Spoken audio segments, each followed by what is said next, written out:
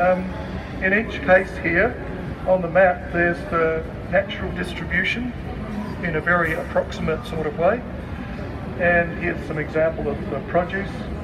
The Muntries is a coastal plant and also inland in South Australia, Western Victoria.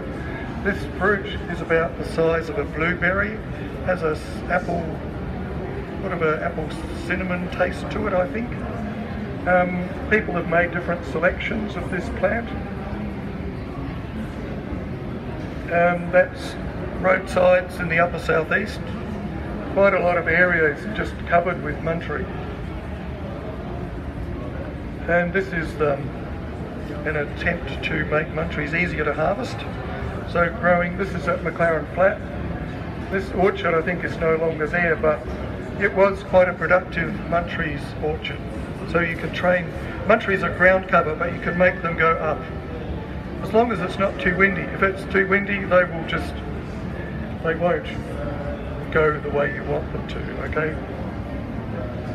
So they flower in spring and fruit January through to March or so. Quandongs, you'll be probably familiar with. They have a very large natural distribution across Australia. These are a semi-parasitic plant. They are often planted or usually planted together with a host plant, and the roots of Quandong will attach to the roots of other plants in the neighbourhood. If you were here at Jeff Reed's talk, you would have found out a lot of information about Quandong. Thanks, Jeff, and I'm sorry I didn't get much of your talk, but you probably covered plenty of this. The fruit is a rather attractive, in most cases a red fruit, that you can harvest in around September, October, usually. And it flowers usually January, February, so it has a bit of a different flowering, fruiting cycle to a lot of other plants. And here's an example of a very large business that was on the Eyre Peninsula. I believe this business was sold in 2013, and I'm not sure of the current status of this, what was rather a large orchard. Acacia victoriae has a huge natural range, and that's an example of the seed. You can roast and grind the seed and use it in many different applications, in savoury and sweet applications. You can see that the Acacia victoriae almost looks like it's got more pods than leaves, so it's quite a prolific bearing acacia, and also the seed is almost spherical, so the seed has quite a large volume for the size of it.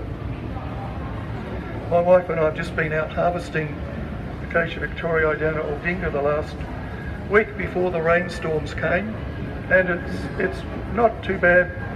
We'd use this method, plastic tarps and a plastic stick, and it comes off quite easily, but then you of course have to thresh and winnow and all that. So there's quite a few steps to get to wattle seed roasted and ground.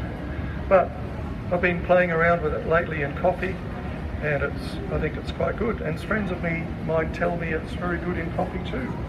My wife has got, yes. We've made scones and put it in that. And yeah, scones is another good application. And my wife made some almond bread, very nice with wattle seed in it. So there are many applications.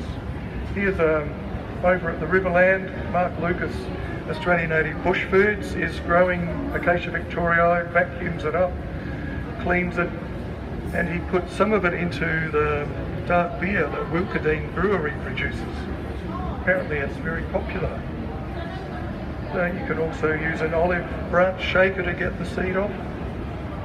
And there are many species of acacia with edible seed, and that's an example of a book which has about, I think, 50 species in it. So we're on to desert lime, which there are native desert limes in the from mid-north to around Port Augusta area, and also extending way up into Queensland.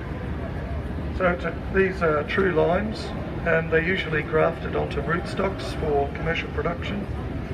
And CSIRO a number of years back, Steve Sykes at Merbein in Victoria selected a non-spiny version, and that's been grafted. I've got some of these growing near my house, and they're infamous for fruiting right on about, or harvesting right on about Christmas Day, which is not what a horticulturist wants, but you may be very happy to harvest. Yes? You should look for the Outback lime. If you look for Outback lime, that should be the non-spiny one. But you could also check a website. Jock Douglas in Queensland and his family have got